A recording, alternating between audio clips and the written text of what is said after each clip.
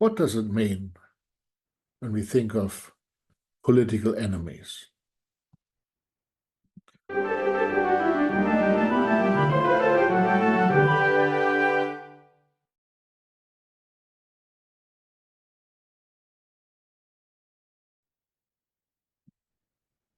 We sometimes, maybe increasingly so, hear people talk about political enemies, about opponents, about people who they want to defeat, maybe even destroy. And most of the time, this means people within your own country. This is a deeply unhealthy attitude. Of course, there are tons of people with whom I disagree politically. There are people I would never want to be close to holding political office. There are people who I would find incompetent, unreliable, mendacious, meaning they're liars,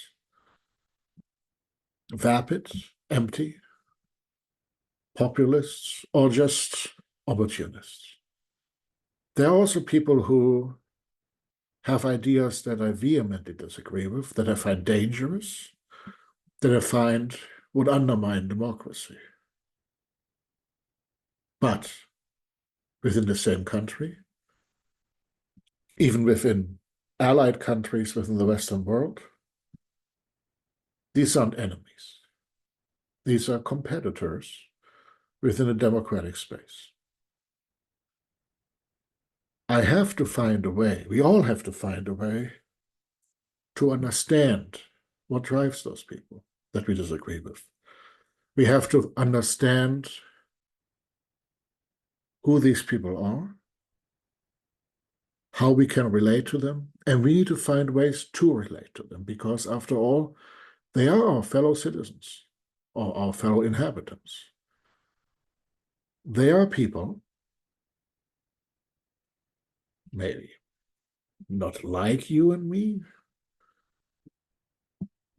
They are people that are maybe different, but in the end, they are people in many ways just like you and I. I've heard from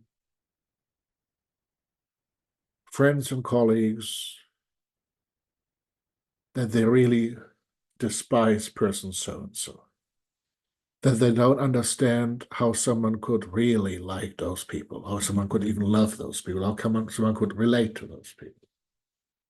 Well, that is homework we all need to do. That is a task that we as human beings all have to do. We have to find a way to see each other as human beings. We have to figure out how to work through our disagreements and how to also see how maybe part of them is similar to parts of us. We have to figure out how to see other people not just as caricatures. In the end, we all want similar things. Most people agree on most things. There are just a few things that divide us. We all have our good and bad days. We all have good and bad aspects of our character, our psychology, or soul, or whatever you want to call that. And we can't just reduce others to all the worst things they display and us ourselves to only the best things we display. This kind of polarization is not healthy. And you see this across the political spectrum. This is not just one side doing these things.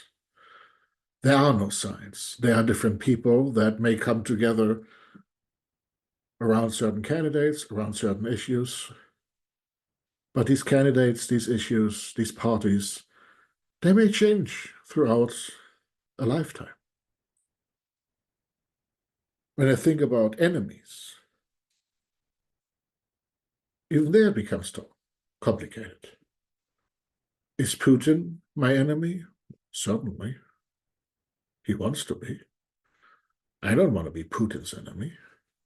But Putin actively threatens me and people I care about. He actively threatens democracy. He actively threatens more or less peaceful world order. And in that, Putin is my enemy. As a human being, though, Putin is just as much human being as I am. And we can extend this to everybody. So when we think about our democracy, our global community, I would really like to, in the most preachy tone I can have right now, encourage all of us to see something of the other in us and something of us in the other, just like Martin Buber said when he talks about I and thou. Some years ago, on a debate between Trump and Hillary Clinton, they ended with a question where they asked both candidates, is there something you respect about the other person? I think one of them had a decent answer, the other one didn't. This time around, they didn't even ask that question anymore. I find that very disturbing. I find we should be able to say something nice about someone that we deeply disagree with. Maybe that's something we can leave this with here today. I'm sorry, a little preachy, but I feel that's an urgent topic. Thank you very much. I'm Dr. Philip Kneis. This is Erratic Attempts, and see you soon.